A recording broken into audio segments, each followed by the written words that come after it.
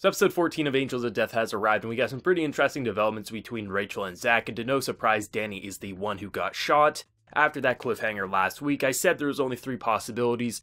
Neither of them get shot, Zach gets a non-fatal wound, maybe the leg, or Danny gets shot. There was no other option right there.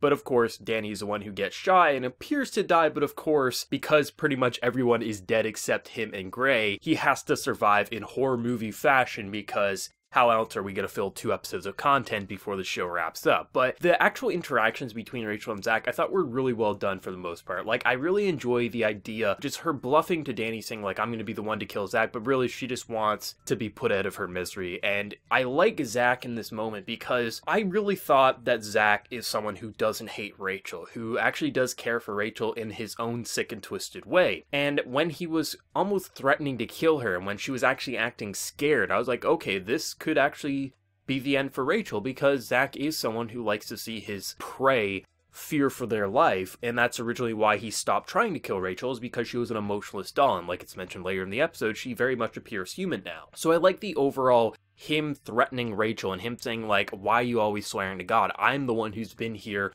all along, it's me. You should have been swearing to me. I will kill you. Like, why are you praying to this entity that you don't even know if it exists when I'm standing right here? I really like that buildup because it's been clear for a while that if Zach does care for Rachel, he wants her well-being, even though he keeps saying that he will kill her by the time he reaches out. And maybe he will if that is truly what she wants. But I like that buildup because it's her accepting who she is. She's no longer running away from, she understands what she's done. She understands that Zach isn't her god, Zach is Zach, and that's who she's kind of worshipping in her own way. Like, she's not worshipping him as a god, but just worshipping what he's done for her. And I thought that was actually a really smart move in terms of the writing, because that's what we've been building up to over these 14 weeks here, and I really like what they pulled. And just seeing how she was kind of saying those final goodbyes to her floor, how she doesn't want Zach to come down with her because she says she's embarrassed. Of course, there's dead animals down there that she didn't get to stitch up, but there is that room where she has her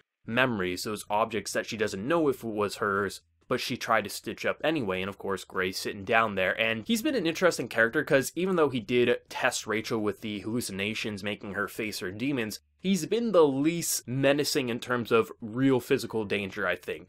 And the fact that he does self-destruct the building at the end of the episode, I was like, okay, that's such an Angels of Death thing. But I do like that room and just the detail to it, because you really do feel like someone lived here. You really feel like there's a sense of identity that when Rachel was spending all these days here, she did build a life here. So I do like the attention to detail in the background with the overall directing in the episode, really making you feel like this was a girl who was so shattered in her mind, not knowing if she wanted death or she just wanted a friend in Zach, and I really like that. But just the conversations, I think the writing was really solid in this episode. I liked the dynamic between Rachel and Zach. There was a believable buildup of you didn't know, is he going to kill her or is she going to have a friend at the end of this? And then when you have the Gray versus Rachel conversation, you knew he wasn't going to slice her throat, but you still were unnerved by his presence. You didn't know, should you trust this guy? Should you just let him get his way? And I like her calling out Gray, being like, I've answered all your questions, why don't you answer one of mine? I was like, yes, throw that in his face. It was such a beautiful move. Like, I'm very curious how these final 2 episodes are going to play out. Like, I keep saying, like, I feel like we're so close to the ending,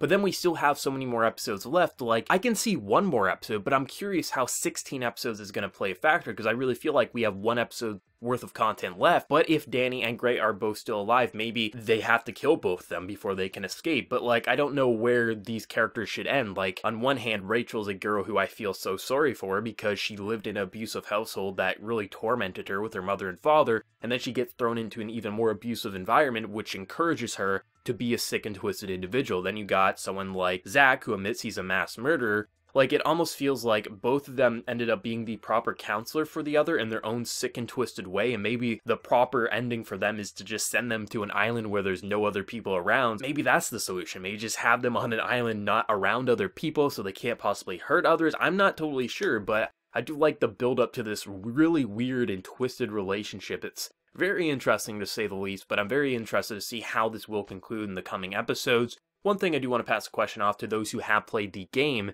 does the anime use the video game soundtrack? Because I think I remember reading something that they couldn't get the license for the game's music, that's why they had to create their own score. I just don't know if it's the same, like if they've ever used any of the game music or if that article was just fake. because that's what I remember reading, but I do want to mention that I actually thought the score in this episode was pretty well done. I actually felt like the music amplified quite a couple of scenes there. Like, it was pretty solid overall, so if this was original soundtrack, it's pretty good. I don't have major complaints there, despite the soundtrack not overly impressing me throughout the run of this anime. But yeah, this was a pretty fun episode. I think facial reactions were on point, directing on point. Really got inside the head of both Rachel and Zach on this episode, and how this kind of self-destruction of the building is going to go, with currently 2 antagonists left in this building. It'll be interesting to see how the final 2 episodes of Angel of Death will wrap up in the coming weeks, but let me know whatever you thought of the episode down in the comment section below. Your favorite moment, did you love it, did you hate it, whatever you're feeling, let me know. And be sure to like the video if you did enjoy, and also hit that subscribe button if you want to see more content from me in the future. But until next time, everyone, please take care and have a good one.